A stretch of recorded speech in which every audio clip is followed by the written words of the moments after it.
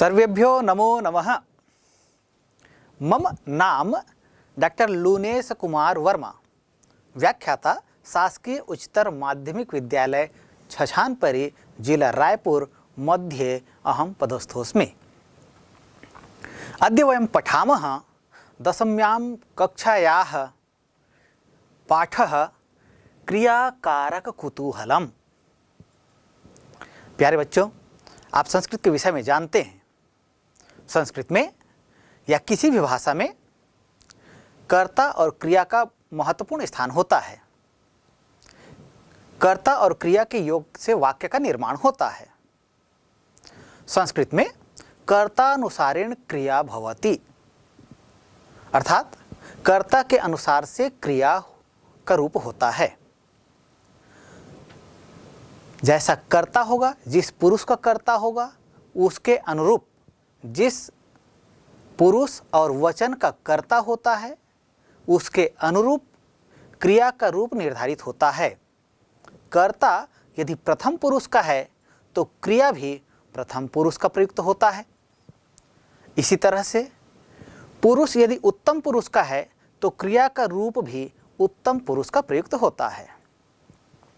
संस्कृत स्थान प्रधान भाषा नहीं है, अर्थात इसमें किसी भी पद को किसी भी स्थान पर रख देने में वाक्य के अर्थ में अंतर नहीं आता है, क्योंकि इसमें प्रयुक्त जो शब्द होते हैं, वाक्य में प्रयुक्त जो शब्द होते हैं वे पद कहलाते हैं और पदों का जो स्वरूप होता है वह इसमें सुनिश्चित होता है।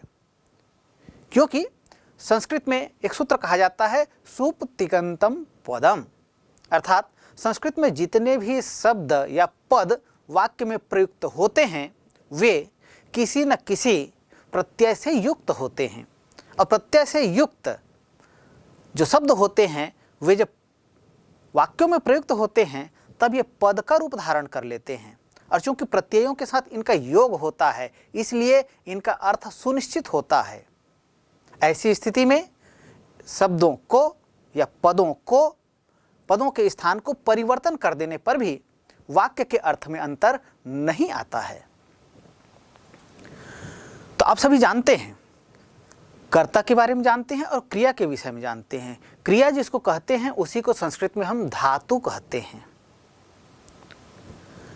तो इन धातुओं के विभिन्न रूप होते हैं जो लकारों में चलते हैं, अर्थात जिसको हम काल कहते हैं उन्हीं को संस्कृत में लकार कहा जाता है। तो संस्कृत में सामान्य रूप से 5 लकारों का उल्लेख किया जाता है आधुनिक संस्कृत में।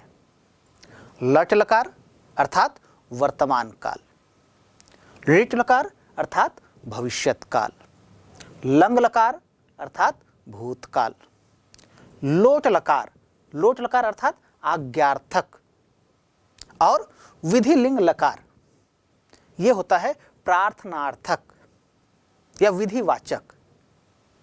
तो ये विभिन्न लकारों की व्यवस्था है, अर्थात ये जो धातु के रूप बनते हैं वो इन लकारों में बनते हैं। इनमें ये जो लकार होते हैं या क्रिया के जो रूप होते हैं विभिन्न पुरुषों एवं विभिन्न वचनों में होते हैं। तो संस्कृत में 3 पुरुष होते हैं, प्रथम पुरुष, मध्यम पुरुष और उत्तम पुरुष। इसी तरह से 3 वचनों की व्यवस्था है, एक वचन, द्विवचन और बहुवचन। तो पूरे 5 लकारों में लट, ऋट, लंग, लोट और विधिलिंग, इन 5 लकारों में जो रूप बनते हैं वे प्रथम पुरुष, मध्यम पुरुष और उत्तम पुरुष में बनते हैं। और सभी पुरुषों में एक वचन, द्विवचन, बहुवचन में इनके रूप बनते हैं, अर्थात एक धातु के 5 लकारों में और 3 पुरुष और 3 वचन। तो इस तरह से आप गणना करें तो एक धातु के 5 तिया 15, 15 तिया 45 रूप एक धातु के बनते हैं इन 5 लकारों के आधार पर। और यदि कोई धातु उभयपदी है तब की स्थिति में, हाँ उभयपदी कह रहे हैं तो ये कहाँ से आया? संस्कृत में जो धातुएं हैं वे परस्मैपदी एवं आत्मनेपदों में इनको विभक्त किया गया है। कुछ धातुएं ऐसी हैं जिनका रूप परस्मैपद और आत्मनेपद दोनों में चलता है। ये धातुएं उभयपदी धातुएं कहलाती हैं। तो ऐसी धातुओं में परस्मैपदी पद के 45 रूप और आत्मनेपदी पद के 45 रूप, इस तरह से कुल 90 रूप इनके बनते हैं। ये एक धातु की बात हुई। तो इसी तरह से संस्कृत में जो शब्द होते हैं उन शब्दों के भी रूप बनते हैं। जो शब्द रूप होते हैं आप जानते हैं, प्रथमा से लेकर संबोधन तक, और ये जो विभक्तियां होती हैं ये सभी जो हैं विभिन्न कारकों पर आधारित होती हैं। आप जानते हैं संस्कृत में कारक 6 होते हैं, संबंध को यहाँ कारक नहीं माना जाता है। लेकिन हाँ, जब विभक्तियों की चर्चा करें तब वहाँ हम षष्ठी विभक्ति संबंध कारक के रूप में, अर्थात उसकी जो विशेषताएं हैं उसके आधार पर हम इसका अध्ययन करते हैं। तो कारक जो होते हैं और कारक के चिन्ह होते हैं, अर्थात कारकों के साथ प्रयुक्त होने वाले जो शब्द विशेष हैं इन्हें चिन्ह के नाम से जाना जाता है। आप जानते हैं संस्कृत में 6 कारक हैं। विभक्तियां जानते हैं, प्रथम विभक्ति, द्वितीय विभक्ति, तृतीय विभक्ति, चतुर्थी विभक्ति, पंचमी विभक्ति, षष्ठी विभक्ति, सप्तमी विभक्ति और संबोधन। ये संज्ञा रूप में बनते हैं। सर्वनाम जो शब्द होते हैं उनमें संबोधन नहीं होता है, उनमें प्रथमा से लेकर सप्तमी तक की विभक्तियां होती हैं। तो हम कारकों की बात करते हैं। तो कारक जो होते हैं, जैसे प्रथम विभक्ति में जिसको कहते हैं, इन्हें कहा जाता है कर्ता, और इसके साथ में चिन्ह जो लगता है वो है ने, कर्ता ने। द्वितीय विभक्ति कहा जाता है कर्म, कर्म को। तृतीय विभक्ति कहा जाता है करण, करण अर्थात साधन, से और के द्वारा इसका प्रयोग किया जाता है। चतुर्थी विभक्ति कहा जाता है संप्रदान, संप्रदान इसका चिन्ह है के लिए। अपादान पंचमी विभक्ति कहा जाता है और इसका चिन्ह है से, कब? अलग होने के अर्थ में, अलग या पृथक होने के अर्थ में। फिर संबंध, षष्ठी विभक्ति कहा जाता है संबंध, और यहाँ जिन चिन्हों का प्रयोग किया जाता है वे हैं का, के, की, रा, रे, री।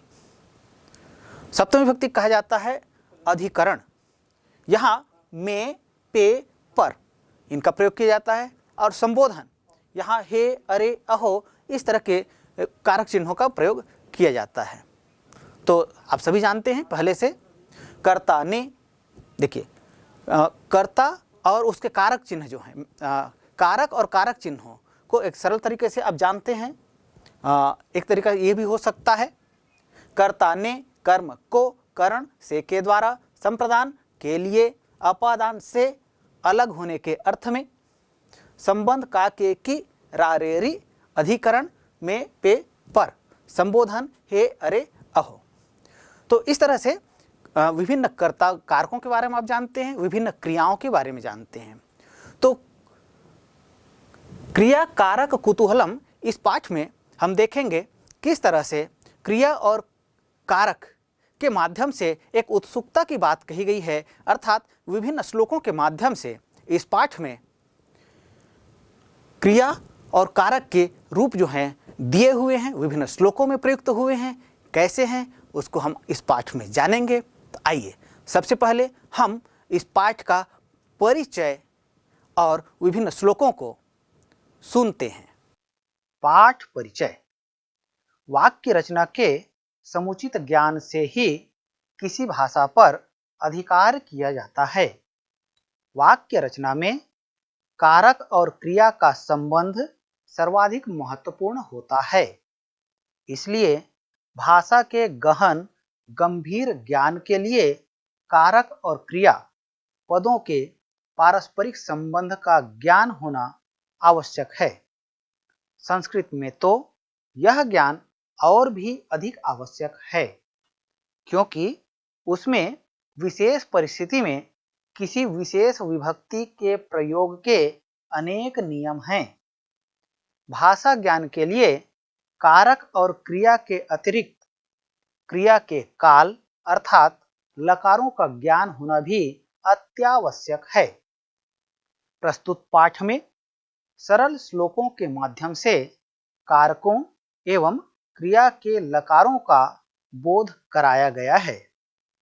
आरंभ के 7 श्लोकों में क्रमशः 7 कारक और विभक्तियों का प्रयोग समझाया गया है और अंतिम 5 श्लोकों के माध्यम से पांचों लकारों का बोध कराया गया है। उद्यमः साहसं धैर्यं बुद्धिः शक्ति पराक्रमः सजयते यत्र वर्तन्ते तत्र देवः सहायकृत्।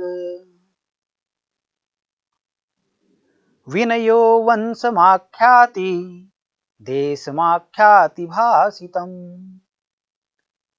संभ्रमः स्नेहमाख्याति वपुराख्याति भोजनम् मृगाः मृगैः संगमनुव्रजन्ति गावश्च गोभिस्तुरंगास्तुरंगैः मूर्खाश्च मूर्खैः सुधियः सुधिभिः समानशील व्यसनेषु सख्यम् विद्या विवादाय धनं मदाय शक्ति परेषां परिपीडनाय खलस्य साधोर्विपरीतमेतद् ज्ञानाय दानाय च रक्षणाय। क्रोधात् भवति सम्मोहः सम्मोहात् स्मृति विभ्रमः स्मृतिभ्रंशात् बुद्धिर्नाशो बुद्धिनाशात् प्रणश्यति। अलसस्य कुतो विद्या अविद्यस्य कुतो धनम् अधनस्य कुतो मित्रम् अमित्रस्य कुतः सुखम्। शैले शैलेन माणिक्यं मौक्तिकं न गजे गजे साधवो न हि सर्वत्र चंदनम न वने वने। पापान् निवारयति योजयते हिताय गुह्यं निगूहति गुणान् प्रकटीकरोति आपद्गतं च न जहाति ददाति काले सन्मित्र लक्षणमिदं प्रवदन्ति सन्तः।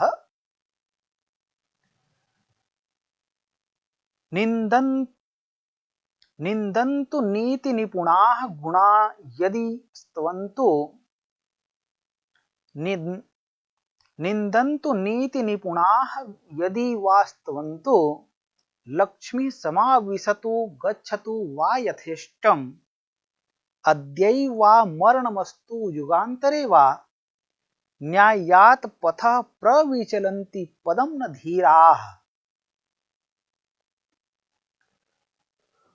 अपठद योऽखिलाः विद्याः कलाः सर्वाः अशिक्षत अजानात् सकलं वैद्यं स वै योग्यतमो नरः। दृष्टिपूतं न्यसेत पादं वस्त्रपूतं जलं पिबेत सत्यपूतं वदेत वाचं मनःपूतं समाचरेत। रात्रिर्गमिष्यति भविष्यति सुप्रभातं भास्वानुदेश्यति हसिष्यति पंकजश्रीः इत्थं विचिन्तयति कोशगते द्विरेफे हा हन्त हन्त नलिनीं गज उज्जहार।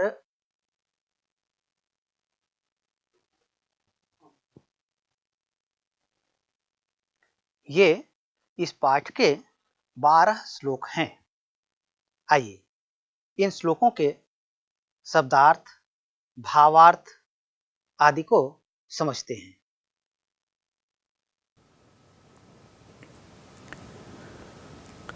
प्यारे बच्चों, अभी हमने इस पाठ के विषय में जाना और पाठ में दिए हुए विभिन्न श्लोकों का श्रवण किया। आइए अब हम इस पाठ के जो श्लोक हैं उनको क्रमशः समझते जाते हैं। तो पहला श्लोक है उद्यमः साहसं धैर्यं बुद्धिः शक्ति पराक्रमः सजयते यत्र वर्तन्ते तत्र देवः सहायकृत्। ये पहला श्लोक है। आप देख रहे हैं शब्दार्थ आपको समझ में आता है। जैसे उद्यमः कहा गया है, उद्यमः का मतलब होता है उद्यम या उद्योग, परिश्रम। साहसम, साहस। धैर्यम, धैर्य। बुद्धि है, बुद्धि। शक्ति, शक्ति। पराक्रमः, पराक्रम। सडयते, सड धन एते इति सडयते। और मतलब सड मतलब छह, एते मतलब ये। यत्र यह अव्यय पद है और इसका अर्थ होता है जहां। वर्तन्ते यह क्रियापद है। वृत्त धातु है, आत्मनेपद का रूप है। लट लकार प्रथम पुरुष का रूप यहां पर प्रयुक्त हुआ है बहुवचन में। लट लकार प्रथम पुरुष में वृत्त धातु का रूप होता है वर्तते, वर्तेते, वर्तन्ते। आप यहां देख रहे हैं वर्तन्ते, इस रूप का प्रयोग हुआ है। अब वृत्त का मतलब होता है होना, तो यहां पर लट लकार प्रथम पुरुष बहुवचन में जो रूप प्रयुक्त हुआ है वर्तन्ते, इसका तात्पर्य हुआ होते हैं। तत्र यह अव्यय पद है, इसका अर्थ होता है वहां। देवः मतलब देवता या भाग्य। सहायकृत सहायक होते हैं, ये कहा गया है। तो ये इस श्लोक में जो शब्द आए हैं इनके शब्दार्थ हुए। आइए इसके आधार पर हम इसके अर्थ को समझते हैं। बहुत ही सरल है। आप देख रहे हैं इस पद में या इस श्लोक में अधिकांश पद जो है कर्ता पद प्रयुक्त हुए हैं। जैसे उद्यमः ये कर्ता पद है, साहसम ये कर्ता पद है। माने कर्ता पद मतलब प्रथम विभक्ति का यह रूप है। उद्यमः, साहसम, धैर्यम, बुद्धि, शक्ति, पराक्रमः। इन सभी ये जो प्रथम पंक्ति में जो 6 शब्द आए हैं ये सभी शब्द कैसे हैं? ये प्रथमा विभक्ति वाले हैं, अर्थात ये सभी कर्ता पद हैं। तो कर्ता कारक को जानने का, पहचानने का यह एक सरल साधन श्लोक के रूप में हमारे सामने है। तो सजयते यत्र वर्तन्ते, कौन कौन ये 6, कौन कौन से 6? उद्योग या उद्यम, साहस, धैर्य, धैर्य मतलब धीरता, बुद्धि, शक्ति, पराक्रम। उद्योग, साहस, धीरता, बुद्धि, शक्ति और पराक्रम। सजेते ये 6 यत्र वर्तन्ते जहां होते हैं, अर्थात ये 6 जहां जहां होते हैं। तत्र देवः सहायकृत, वहां देवता भी सहायक होते हैं या भाग्य भी सहायक होता है। ये इस श्लोक का तात्पर्य हुआ। प्यारे बच्चों, विभिन्न परीक्षाओं में तरह तरह के प्रश्न पूछे जाते हैं। कभी आपको श्लोक का अर्थ पूछा जाए या हो सकता है कभी श्लोक से संबंधित कुछ प्रश्न भी पूछे जा सकते हैं। जैसे इस श्लोक में कर्ता पद कौन कौन से प्रयुक्त हुए हैं? अस्मिन् श्लोके के कर्ता पदा सन्ति एतादृशी एकं प्रश्नं भविष्यति। तस्य उत्तरं भविष्यति अस्मिन् श्लोके कर्ता पदानि सन्ति उद्यमः, साहसं, धैर्यं, बुद्धिः, शक्तिः, पराक्रमः इति। इसी तरह से परिश्रमम, अस्मिन् अर्थबोधक शब्दम श्लोके किम प्रयुक्तम अस्ति, अर्थात परिश्रम इस अर्थ को बोधित करने वाले कौन से शब्द का प्रयोग इस श्लोक में हुआ है, ऐसा प्रश्न पूछा जा सकता है। तब उत्तर क्या होगा? परिश्रम के अर्थ में प्रयुक्त हुआ शब्द है उद्यमः।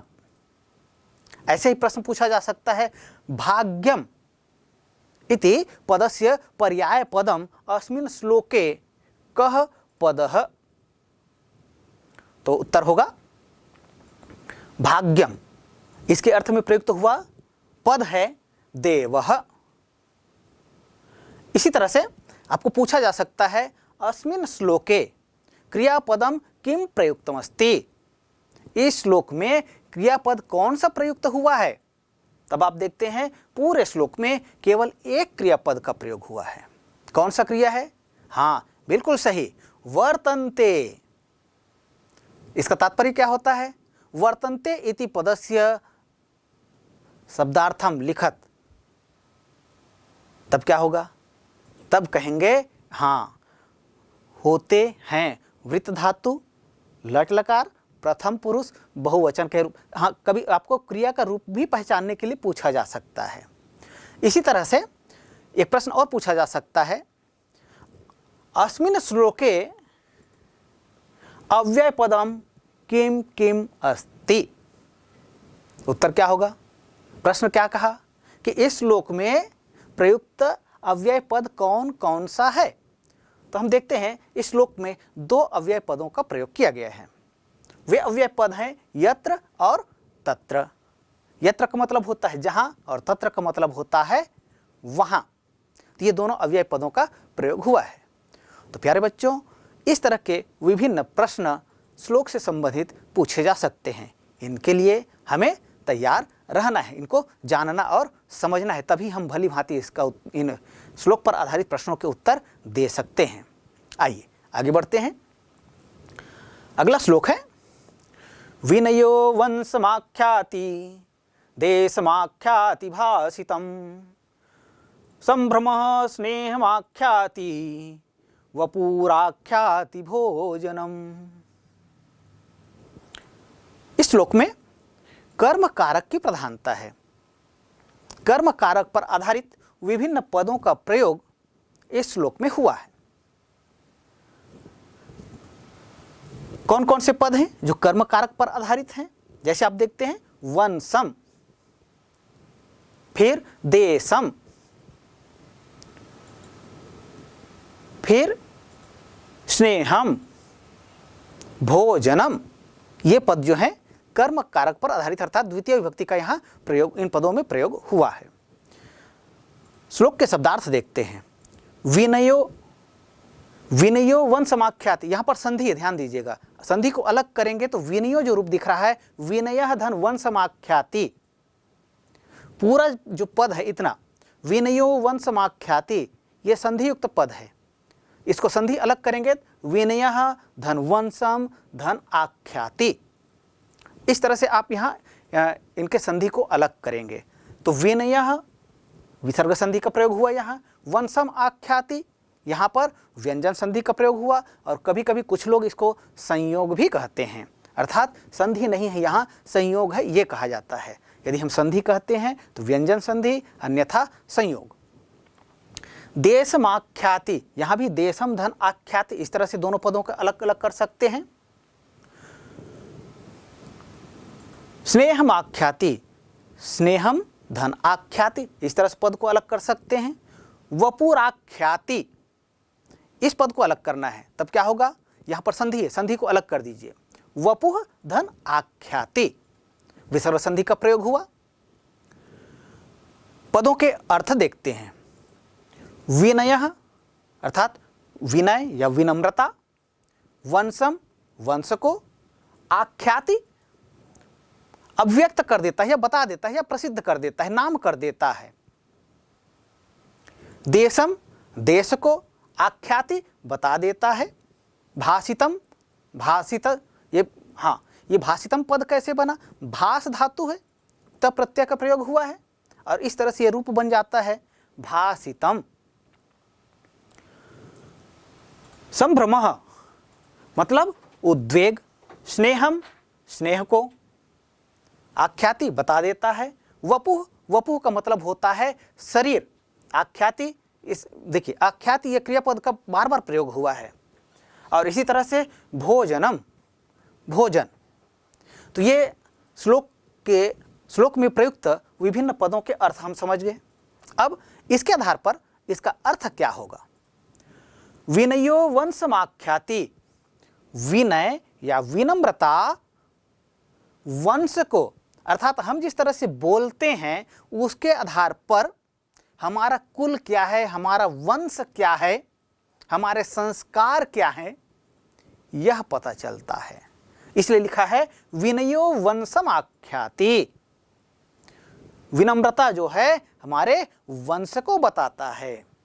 देशमाख्याति भाषितम, और जिस तरह से हम बोलते हैं, जिस तरह से हम वाक व्यवहार करते हैं, इससे हम कौन से स्थान से हैं, वो स्थान जो है हमारी बोली से पता चलता है। जैसे आप लोगों ने हिंदी में एक कहावत आप लोगों ने सुना होगा 4 कोस में बदले पानी 8 कोस में बानी। अर्थात जिस तरह से पानी और वाणी जो है ये स्थान यदि हम परिवर्तन करते हैं, कुछ दूर परिवर्तन करते हैं, उसके आधार पर हमारे पानी बदल जाता है और इसी तरह से हमारी वाणी बदल जाती है। तो इस तरह से देशमाख्याति भाषितम, हमारी जो बोली है, हमारी जो वाणी है, ये हम कहाँ से हैं, कौन सी संस्कृति वाले हैं, इसको अभिव्यक्त कर देता है। संभ्रमः स्नेहम आख्याति, और उद्वेग की अवस्था में यह हमारे स्नेह को, अर्थात हमारा जो प्रेम है, हमारा जो लगाव है, इसको बताता है। कब? जब हम उतावलेपन की स्थिति में होते हैं तब। वपुराख्याति भोजनम, और किसी व्यक्ति के शरीर को देखकर उसका भोजन कैसा है। जैसे कहा जाता है भोजन के विषय में, जैसा खाएं अन्न वैसा हो मन। अर्थात किसी व्यक्ति के शरीर को देखकर उस व्यक्ति के भोजन का पता चलता है। तो पूरा श्लोक का अर्थ एक बार हम देखते हैं। वंश विनयो वंशमाख्याति देशमाख्याति भाषितम, संभ्रमः स्नेहमाख्याति वपुराख्याति भोजनम। विनय जो है वंश को, बोली देश को, और उद्वेग स्नेह को, शरीर भोजन को अभिव्यक्त कर देता है। यह इसका अर्थ हुआ। इस श्लोक से संबंधित विभिन्न परीक्षाओं में तरह तरह के प्रश्न पूछे जाते हैं। जैसे विनयो वंशमाख्याति, अस्मिन् अंशस्य हिंदी अर्थम लिखत, इसका हिंदी अर्थ लिखो, ऐसा कहा जा सकता है। आप लिख सकते हैं ना? हाँ, क्या होगा? बिल्कुल सही। विनय जो है वंश को बता देता है या अभिव्यक्त कर देता है। इसी अंश से संबंधित प्रश्न, विनयो वंशमाख्याति अस्मिन् वाक्ये प्रयुक्त कर्ता पदम किम अस्ति। विनयो वंशमाख्याति अस्मिन् वाक्ये प्रयुक्त क्रियापदम किम अस्ति। विनयो वंशमाख्याति अस्मिन् वाक्ये कर्मपदम किम अस्ति। ऐसा प्रश्न पूछा जा सकता है। या विनम्रता इति पर्याय पदम अस्मिन् श्लोके किम पदम प्रयुक्तमस्ति। तब उत्तर क्या देंगे? उत्तर होगा विनयो वंशमाख्याति अस्मिन् पदे विनयः कर्ता पदम अस्ति। विनयो वंशमाख्याति अस्मिन् वाक्ये आख्याति इति क्रियापदम अस्ति। विनयो वंशमाख्याति अस्मिन् वाक्यांशे वंशम कर्मपदम अस्ति। विनम्रता इति पदस्य पर्याय पदम विनयः इति पदम अस्मिन् श्लोके प्रयुक्तम। अर्थात विनम्रता के अर्थ में प्रयुक्त पद विनय है। शरीरम इति पदस्य पर्याय पदम अस्मिन् श्लोके किम पदम प्रयुक्तम। शरीर के अर्थ में प्रयुक्त इस श्लोक में कौन सा पद है? उत्तर क्या होगा? बिल्कुल सही, वपुः। वपुः अर्थात शरीर। तो वपुः इति पदम शरीरम इति पदस्य पर्याय रूपेण अस्मिन् श्लोके प्रयुक्तमस्ति। ऐसा आप उत्तर दे सकते हैं संस्कृत में देना हो तो। प्यारे बच्चों, इस श्लोक को हमने भली भांति समझ लिया। चलिए आगे बढ़ते हैं। मृगाः मृगैः संगमनुव्रजन्ति गावश्च गोभिस्तुर्गातुरंगैः मूर्खाश्च मूर्खैः सुधियः सुधिभिः समानशील व्यसनेषु सख्यम। इस श्लोक में करण कारक की प्रधानता है। विभिन्न पद करण कारक से संबंधित हैं जो इस श्लोक में प्रयुक्त हुए हैं। वे कौन कौन से पद हैं? जो करण कारक से संबंधित हैं वे पद हैं मृगैः, गोभिः, तुरंगैः, मूर्खैः, सूधिभिः। ये पद जो हैं करण कारक से संबंधित हैं। इन सभी पदों में जैसे मृगैः कह रहे हैं, यहां मृग मूल शब्द है, तृतीय विभक्ति बहुवचन का प्रयोग हुआ है। इसी तरह से गोभिः, गो मूल शब्द है और तृतीय विभक्ति बहुवचन का प्रयोग यहां भी हुआ है। तुरंगैः, तुरंग मूल शब्द है, तृतीय विभक्ति बहुवचन का यहां पर प्रयोग हुआ है। मूर्खैः, मूर्ख मूल शब्द है, तृतीय विभक्ति बहुवचन का प्रयोग यहां हुआ है। सुधिभिः, सुधि ये मूल शब्द है, यहां भी तृतीय विभक्ति बहुवचन का प्रयोग हुआ है। तो इन सभी पदों में मृगैः, गोभिः, तुरंगैः, मूर्खैः, सुधिभिः, इन पदों में तृतीय विभक्ति बहुवचन का प्रयोग हुआ है। अर्थात ये सभी पद कैसे हैं? तृतीय विभक्ति अर्थात करण कारक वाले पद हैं। मृगाः, मृगाः का तात्पर्य होता है मृग या हिरण।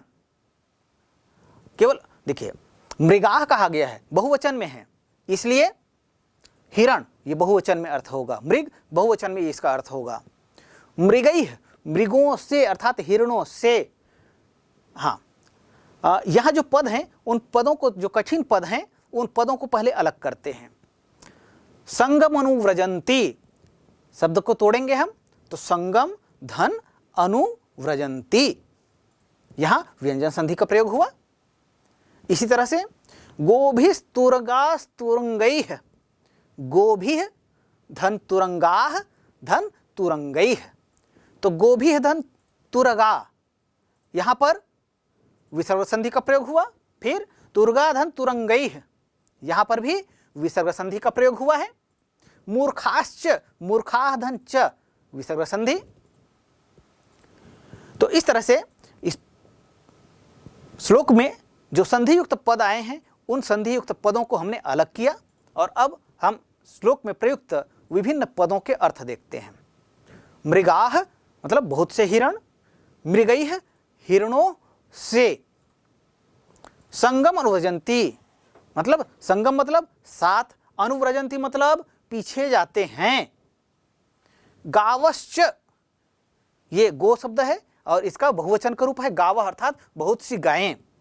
गोभिः गायों से, तुरगाः अर्थात घोड़े, तुरंगैः अर्थात घोड़ों से। मूर्खाः बहुत से मूर्ख, मूर्खैः मूर्खों से। सुधियः बुद्धिमान लोग, सुधिभिः बुद्धिमान लोगों से। समानशीलः व्यसनेषु सख्यम अर्थात जो समानशील वाले होते हैं अर्थात एक समान आचरण करने वाले जो लोग होते हैं वे। व्यसनेषु सख्यम अर्थात समान आचरण करने वाले लोगों के साथ में उनकी मित्रता होती है। आइए श्लोक का अर्थ देखते हैं। मृगाः मृगैः संगम अनुव्रजन्ति, गावश्च गोभिस्तुरंगास्तुरंगैः, मूर्खाश्च मूर्खैः सुधियः सुधिभिः, समानशील व्यसनेषु सख्यम। अर्थ है समान स्वभाव एवं लगाव वश सहज मित्रता भाव से। हिरण हिरणों के, गाय गायों के, घोड़े घोड़ों के, मूर्ख मूर्खों के, बुद्धिमान बुद्धिमानों के पीछे भागते हैं या उनका अनुसरण करते हैं। ये श्लोक का अर्थ हुआ। श्लोक से संबंधित कुछ प्रश्न पूछे जाते हैं, जैसे मृगाः मृगैः संगम अनुव्रजन्ति, यह वाक्य है। अस्मिन् वाक्ये प्रयुक्त कर्ता पदम किम अस्ति, ये प्रश्न है। उत्तर क्या होगा? मृगाः मृगैः संगम अनुव्रजन्ति, इस वाक्य में कर्ता पद क्या है, ये प्रश्न पूछा गया है। तो अच्छा, इसी तरह से क्रियापद भी पूछा जा सकता है। तो पहले कर्ता पद देखते हैं। तो कर्ता पद क्या है? कर्तानुसारेण क्रिया भवति। तो कर्ता हम देखते हैं क्या है? मृगाः बहुत से मृग, क्योंकि मृगैः कहते हैं तो इसमें तो करण कारक लगा हुआ है। आपको कर्ता की पहचान क्या होगी? कर्ता की पहचान करने के लिए आपको यह देखना होगा कि आप शब्दों को, वाक्य में प्रयुक्त विभिन्न शब्दों को देखिए, उन शब्दों में से कौन से शब्द में प्रथम विभक्ति का प्रयोग हुआ है। जहां प्रथम विभक्ति का प्रयोग हुआ है वह पद जो है कर्ता कारक है। तो यहां हम देखते हैं मृगाः मृगैः संग मनुव्रजन्ति, ये 3 पद यहां पर हैं। मृगाः मृगैः संग मनुव्रजन्ति, तो तीतः अंति का प्रयोग ये क्रियापद में होता है। तो मृगैः यहां पर तृतीय विभक्ति है। मृगाः में देखते हैं मृगः मृगौ मृगाः, अर्थात ये प्रथम विभक्ति का पद है। इसलिए मृगाः मृगैः संग मनुव्रजन्ति, इस वाक्य में कर्ता पद है मृगाः। ऐसे पूछा जा सकता है मृगाः मृगैः संग मनुव्रजन्ति अस्मिन् वाक्ये प्रयुक्त क्रियापदम किमस्ति। तो क्रियापद है अनुव्रजन्ति। संग, देखिए यहां पर मिला हुआ रूप था एक साथ, संगम अनुव्रजन्ति ऐसा भी आप लिख सकते हैं, या केवल अनुव्रजन्ति भी लिखेंगे तो भी सही है। प्रश्न पूछा जा सकता है मृगाः मृगैः संगम अनुव्रजन्ति अस्मिन् वाक्ये मृगाः इति पदस्य पर्याय पदम किम भविष्यति। तो मृगाः इति पदस्य पर्याय पदम हिरणाः भविष्यन्ति। इसी तरह से गावश्च, गावः जो कहा गया है इसका पर्याय पद पूछा जा सकता है।